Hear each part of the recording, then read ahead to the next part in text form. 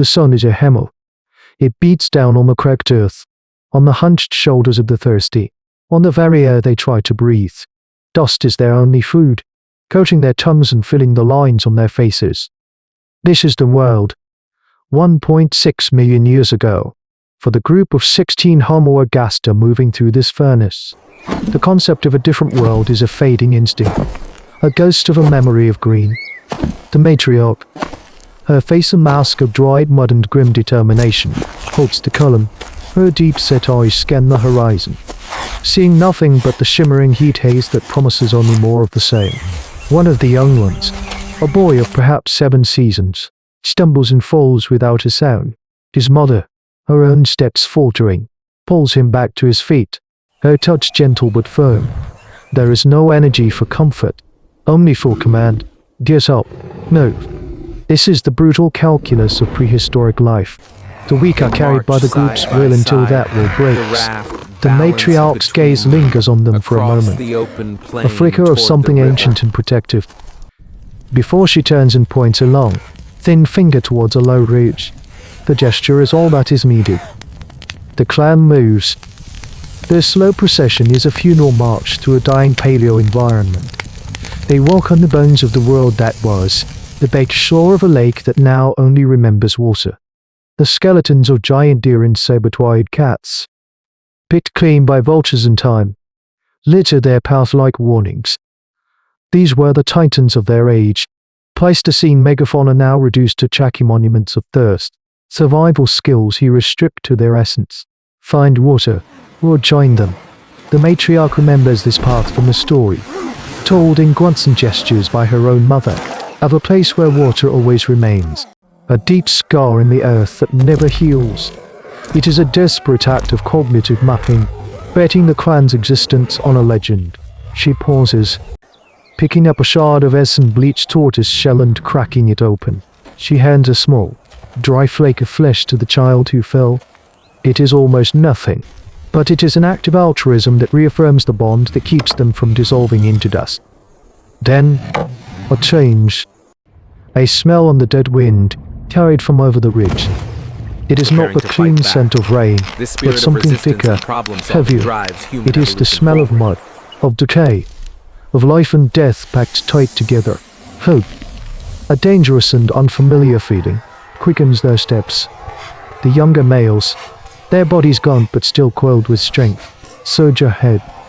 As they reach the crest, they stop, frozen.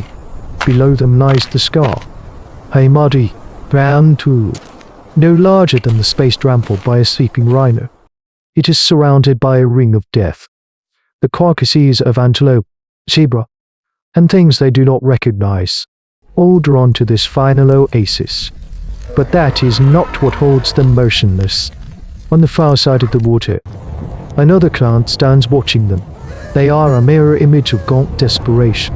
The ground near them is littered with the sharp-edged debris of their tool-making. A fresh lithic scatter glinting in the cool sun. They are not kin.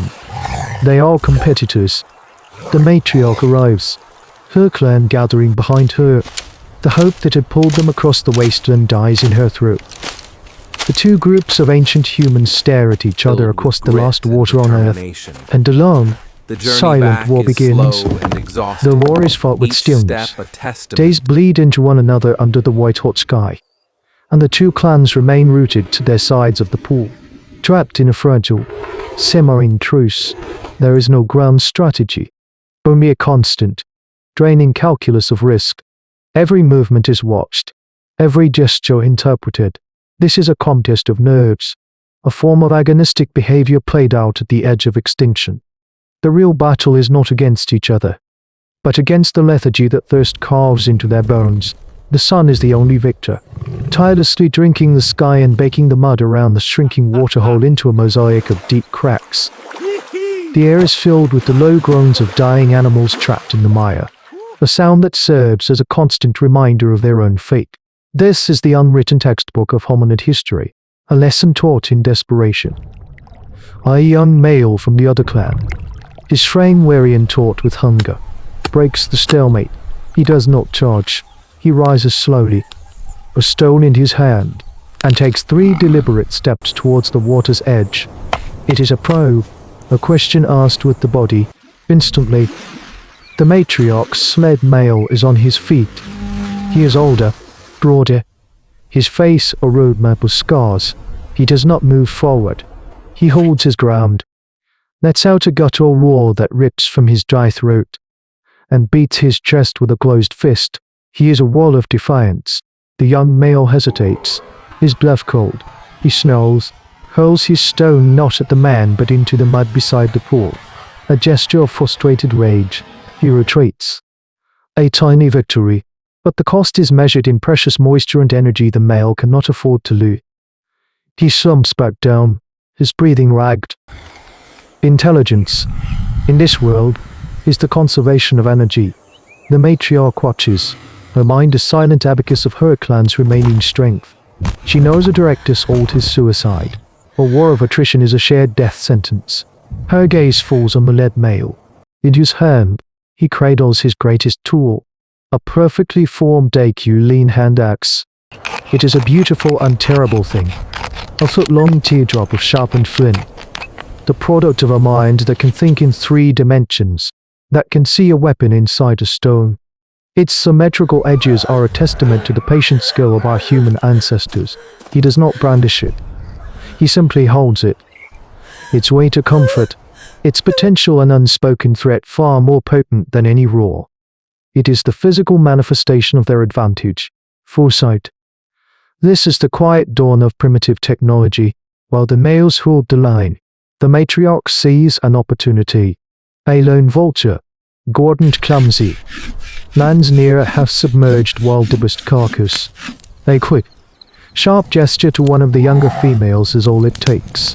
The female moves, not towards the other clan, but in a wide, low arc, keeping the rotting animal between her and their rivals. She is back in minutes, carrying a tattered strip of hide with a few scraps of sun-cured meat clinging to it. She offers it to the matriarch, an act of pure social cohesion. The matriarch tears the pathetic offering into 16 pieces. The share for the child who fell is no bigger than his thumbnail. It is not food, it is a promise. We are still a clan. We are not yet animals. The breaking point arrives not with a roar, but with a whimper. It is the boy, the one who fell. He can no longer bear the torment. Delirious with thirst, he breaks from his mother's grasp and stumbles towards the water, his small hands outstretched. The movement is an electric shock through the tense air. The other clan rises as one, seeing not a child, but an invasion, the final, unforgivable transgression. The matriarch screams a warning, a sound of pure anguish.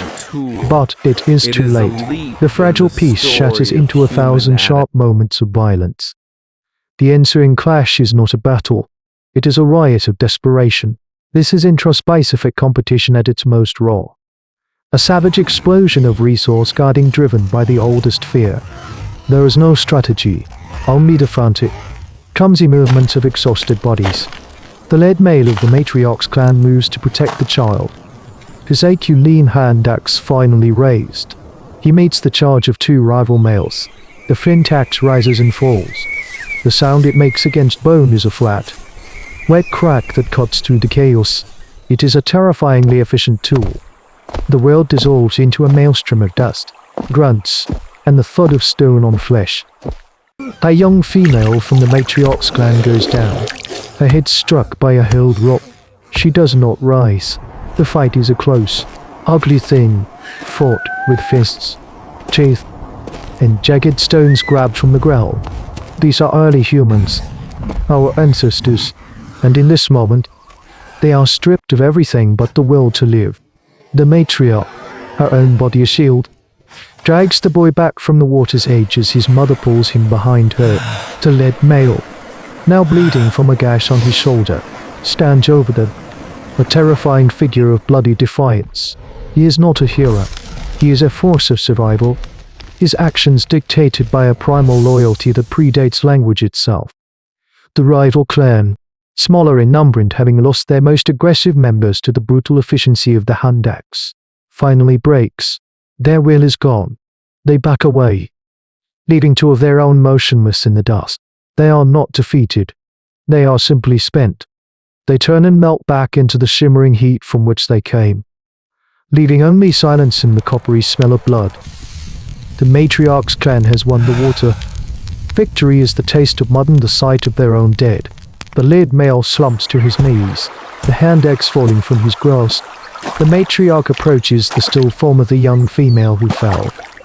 There is no ritual, no ceremony that prehistory has yet invented for this. There is only a long, quiet moment of looking, affixing the cost of a drink of water in her memory. This is the brutal lesson of human evolution. The line between cooperation and conflict is drawn in the dust by circumstance. She turns her gaze to her remaining kin. Their faces are blank with shock and exhaustion. She walks to the pool, scoops the murky water in her cupped hands, and brings it to the lips of the boy who started it all. He drinks.